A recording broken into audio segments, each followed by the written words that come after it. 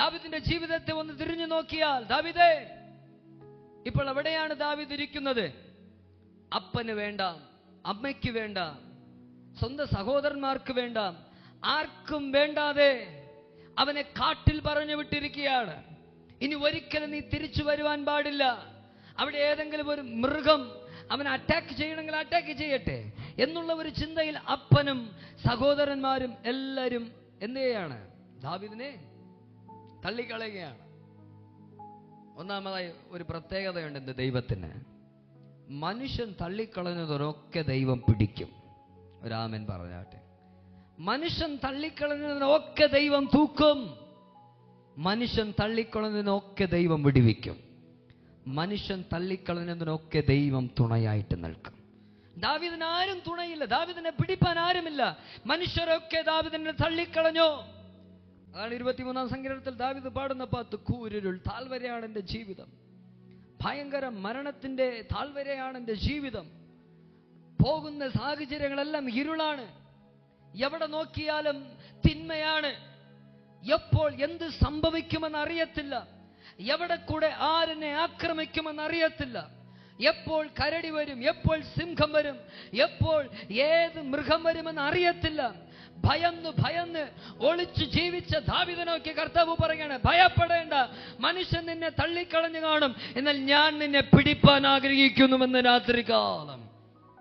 പലരാലും ഒത്തിരി ദൂരം തള്ളി നിർത്തപ്പെട്ട് ചിലരെ ഇന്ന് രാത്രികാലം ദൈവാത്മാവ് പിടിപ്പാൻ ആഗ്രഹിക്കുകയാണ്.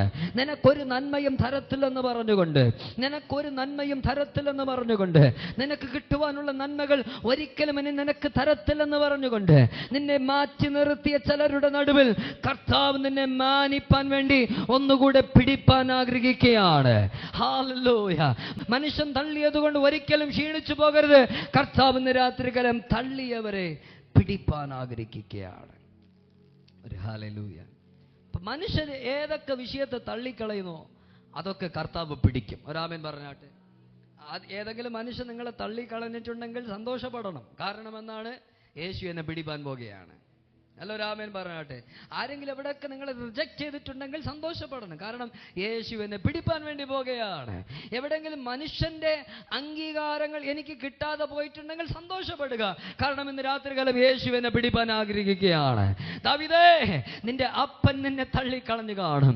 ദാവീദേ, അങ്ങയുടെ സഹോദരന്മാരും ബന്ധുമിത്രാദികളും നാട്ടുകാരും ഒക്കെ അങ്ങേ വേണ്ടാന്ന് തള്ളിക്കളഞ്ഞു കാണും. ക്ഷീണിച്ചു പോകരുത്, ഞാൻ നിന്നെ കരം പിടിപ്പാൻ ആഗ്രഹിക്കുകയാണ്. ശതമുയർത്തിരു ഹല്ലേലൂയ, ശതമുയർത്തിരു ഹല്ലേലൂയ. നിരാത്രികൾ വിശ്വസിക്കുക, എല്ലാരാലും തള്ളപ്പെട്ടവരെ യേശു പിടിക്കും. ഒരാമൻ പറഞ്ഞിട്ട്. ഒന്ന്, ദാവീദിന്റെ ജീവിതം തള്ളപ്പെട്ടവൻ യേശു എന്ത് ചെയ്തു? പിടിച്ചു. ആർക്ക് വേണ്ടായിരുന്നു? യേശു എന്നാ ചെയ്തു? പിടിച്ചു. അല്ലേ? ആരും ഒരു അംഗീകാരവും കൊടുത്തില്ല. എന്നാൽ യേശു ആ മനുഷ്യനെ പിടിക്കുകയുണ്ടായി. പിടിച്ച ദൈവം തൂക്കിയെടുത്തു, വിടുവിച്ചു. ദൈവം തുണയായിട്ട് നിന്നോ ഇല്ലയോ? ശതമുയർത്തി.